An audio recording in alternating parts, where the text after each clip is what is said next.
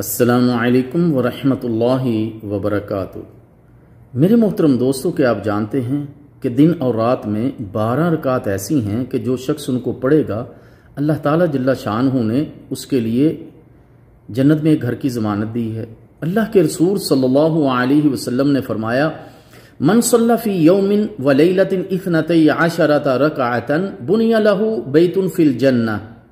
رسول اللہ صلی اللہ علیہ وسلم نے فرمایا، جو شخص دن اور رات میں 12 رکعت نفل نماز پڑھتا ہے اس کے لیے جنت میں ایک گھر بنایا جاتا ہے۔ حدیث کا مفہوم یہ ہے کہ یہ 12 رکعتیں وہ سنن مؤکدہ ہیں جو نبی مکرم صلی اللہ علیہ وسلم پابندی سے پڑھا کرتے تھے۔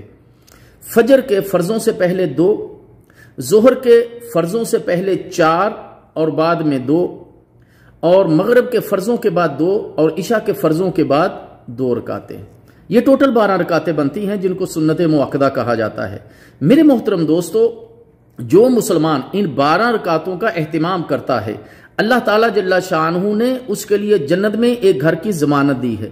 اللہ تعالیٰ سے دعا ہے کہ اللہ تعالیٰ ہمیں فرضوں کے ساتھ ساتھ ان سنتوں کو بھی ادا کرنے کی توفیق عطا فرمائے۔